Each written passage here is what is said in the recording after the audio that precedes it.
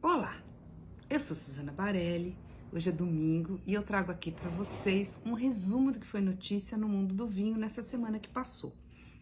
Foi uma semana que começou, ou que teve muita notícia sobre Páscoa. Páscoa é comemorada no próximo final de semana, então uma semana antes é hora dos jornalistas divulgarem as reportagens sobre, no meu caso, sobre as harmonizações que tenham vinho, seja com ovo de Páscoa, seja com bacalhau, seja com os símbolos da Páscoa.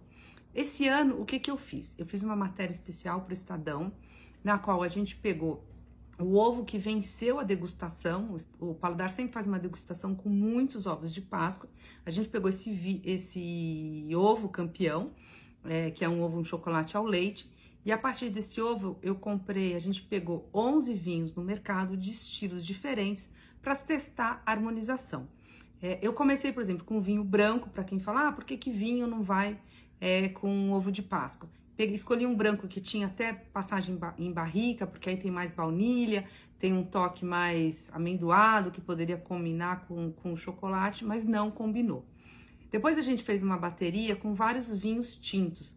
Aí é uma tendência que tem tintos que são mais alcoólicos, muito, muito, muito frutados, que parecem doce e que tem uma estrutura que pode ou não segurar o chocolate. A gente testou com vários vinhos e teve um que deu certo, assim, que realmente combinou a estrutura toda desse vinho seco, né? Era um vinho tinto com o ovo de Páscoa. E depois a gente partiu para a harmonização com vinhos doces, que eram ou os vinhos de sobremesa, de colheita tardia, ou os vinhos fortificados, né? E a partir foram várias provas, né? Do leite harvest, do licoroso, do fortificado, do madeira.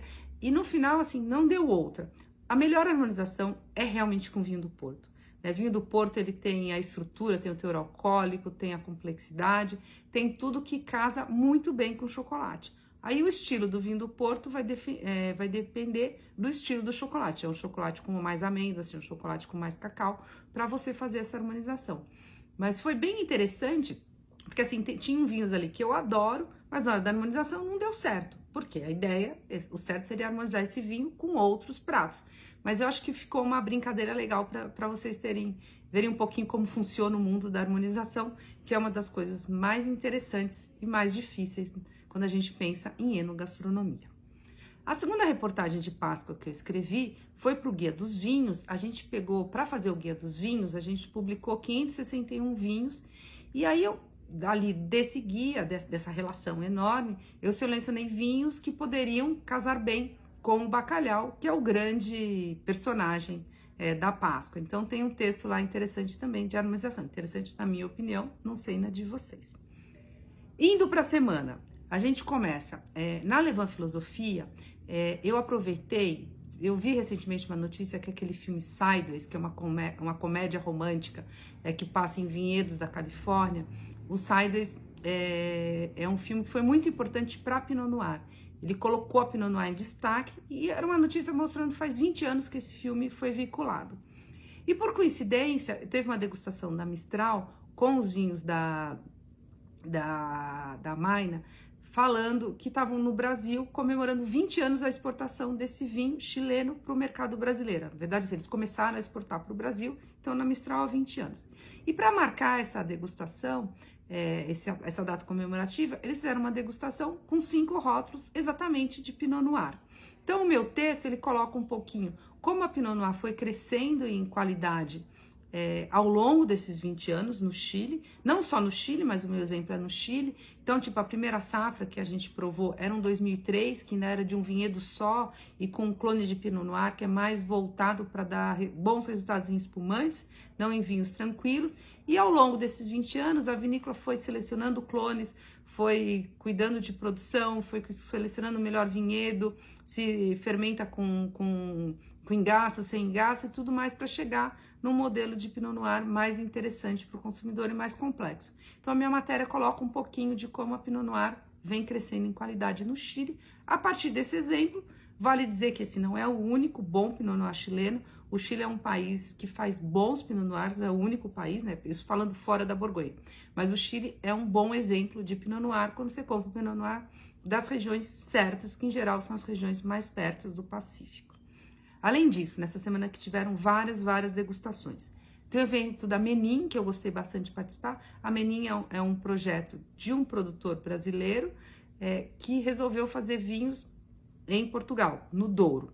E aí a gente teve a presença do Thiago, que é o enólogo, contando dos avanços na Menin. Esse evento foi no Bareto, que é o bar de jazz do restaurante Fasano. E na saída do evento, eu até aproveitei para falar um oi lá pro Manuel Beato, no Fasano. Encontrei o Jorge Seródio, que é também um produtor de vinho do Douro. E falei, Jorge, o que você está fazendo aqui? Né, ele estava no Brasil, né, e não fez nenhum evento com imprensa, com formador de opinião, mas o Jorge aproveitou assim, que é o que a adega alentejana faz, que é a importadora que traz o vinho dele, que é o Pintas, e não só a adega, mas para rodar muito o Brasil. E eu acho muito interessante, porque tem algumas importadoras que focam isso. Ok, São Paulo é o maior mercado para o vinho, mas você tem que expandir, né? Você não tem consumidor só em São Paulo. Então é interessante ver importadores que colocam o seu produtor para rodar o Brasil. No caso do Jorge Seródio, ele estava indo para Vitória no dia seguinte. O outro evento, fazer um parêntese, não é vinho dessa vez, mas tem a ver com os 20 anos. Tanto o restaurante Piselli, do Juscelino Pereira, quanto o Abela Sintra, do Carlos Bittencourt, estão comemorando 20 anos.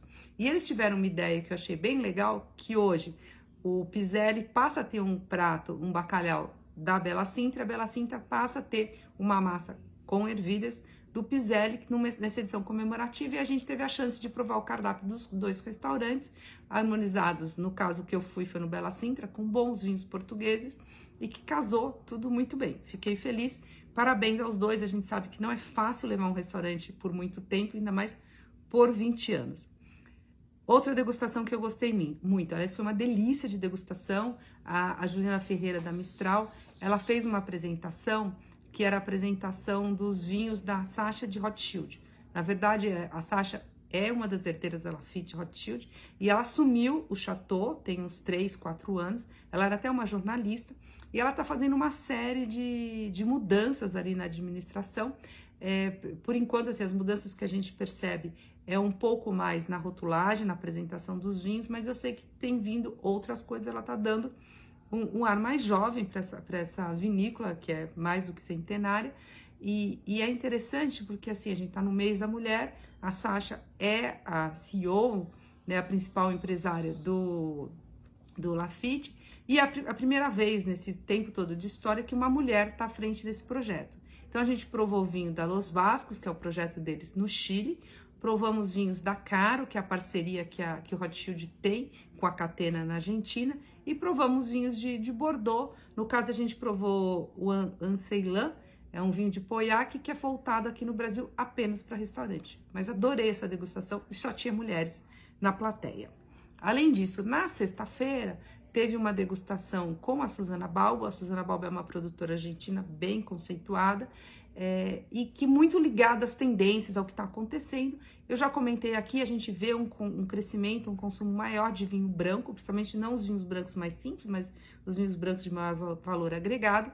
E a Susana veio para o Brasil, e o principal atrativo desse evento, dessa degustação, foi uma safra vertical de vários torrontés. Torrontés é uma uva que se dá bem na Argentina, não se dá bem em outros lugares, e a Susana, ela é uma super especialista nessa uva.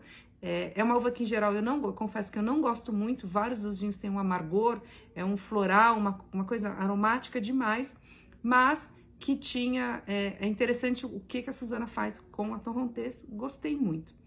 A notícia de vinho nacional na semana termina hoje. Hoje eu participei, foi bem gostoso. Foi uma corrida lá na sede 261, que a Cássia Campos e a Dani Bravin, elas promoveram um evento que chama Corre e Bebe Vinho. Foi uma corrida hoje cedo, a gente correu por 3 quilômetros e no final tinha degustação de vinho. Foi bem interessante, gostei. E eu sempre acho que posturas inusitadas para a gente falar de vinho é sempre um jeito de incentivar o consumo, de mostrar que o vinho cabe em qualquer ocasião. Gosto muito. Trago agora ainda duas notícias internacionais. A primeira, a Helena Pena e o Luca Currado, eles são conhecidos, eles eram da Viet, que é uma grande marca lá da região de Barolo. Eles venderam um projeto deles e eles estão anunciando agora que eles adquiriram uma vinícola histórica e estão lançando, em Serralunga d'Alba, e estão lançando os vinhos no mercado. Fiquei curiosa para ver.